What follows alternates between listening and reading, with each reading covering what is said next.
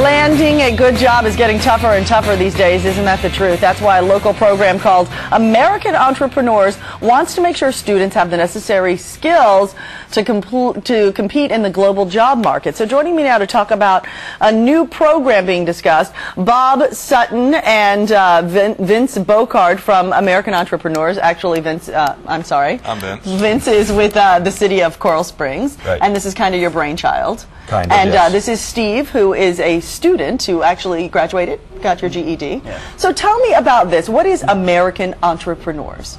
Bob, I'll let you explain that. American Entrepreneurs came out of a parking lot meeting with Vince and myself. Vince came in and talked to one of my business classes. And we were talking about how the American school system isn't solving all the problems it needs to solve. For example, graduating students with an employable skill set. And for 2 hours in the parking lot, he talked about how he took some of his son's friends into his business. And I talked about how I wrote bills to help people develop entrepreneurial skills and small business skills. And we met with Representative Porth, who's also here with us today, to get a bill written to allow students and the educational programs to maybe have, per se, look at a blueprint. And instead of just seeing the blueprint, they can actually see where this is a circle. Therefore, there's a circumference, there's a radius. If you look at some of the other programs in here, you'll see different geometric sets. Like instead of this just being a square, the students can find out that that is a congruent quadrilateral with 4 right angles.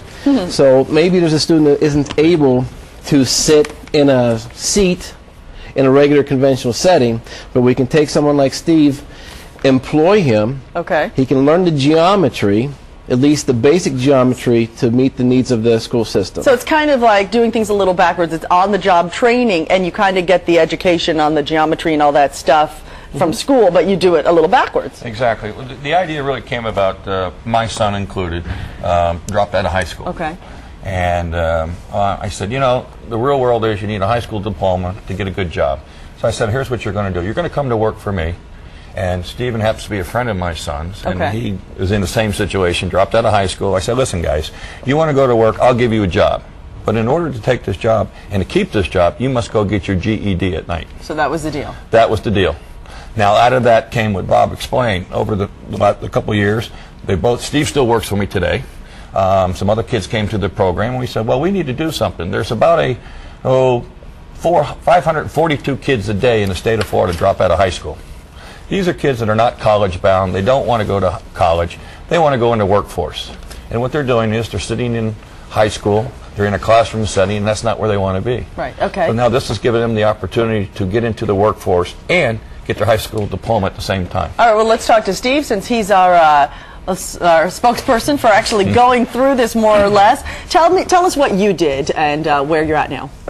Well, I dropped out of high school, and you know, James is a friend of mine, and his dad owned a business, so I dropped out of school, got a job right away, and he told me I need to get my GED to stay working with him, so I did that, and now I learned a lot of things working for him, reading plans, doing layouts, material takeoff, and it's a great experience. Do you feel like you got that basic education from school via your job, kind of doing it backwards like we were saying?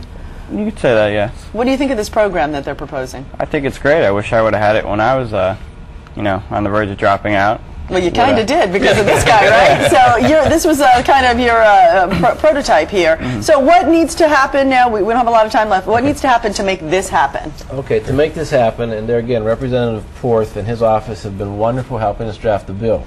We need to change some of the state laws so that the curriculum can be matched up with real-life on-the-job training.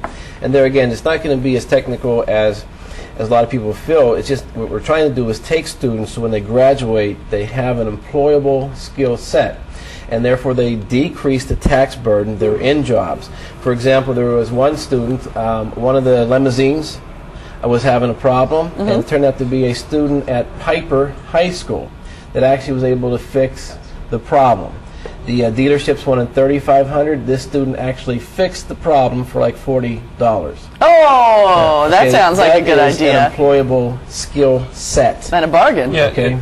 If statistics show that about 75% of the prison population is high school dropouts, we want to change that. We want to make these productive young men and women that want to go to work. We have a lot of people waiting for this opportunity, and we want them to get their high school diploma. That is the key, and that's why we need to have this bill to get through. Steve, what would have happened if you didn't, you kind of got a jump start on this situation that doesn't even exist yet. What if you didn't know this man and you didn't get to go through this program that doesn't really exist yet? I don't know. I hope I wouldn't be part of the statistic of people going to jail. The majority of my friends dropped out of school, and they're not on the right track, so I'd probably be in the same situation they were. So you're all behind this, American Entrepreneurs? Yeah. 100%. All right. Well, good luck with everything. You're on the right track. Good luck with your bill. Is there a website to go to find out more information on it? You can go to Ari Porth's office for one, or you can go to AmericanEntrepreneurs.net, and we update the bill in there. But the best thing there, again, if you can contact Representative Porth's office, and he has the bill, the latest revisions. All right, gentlemen, thank you so much. Keep us up to date and let us Appreciate know what very much. happens. Thank you. Thank you. All right.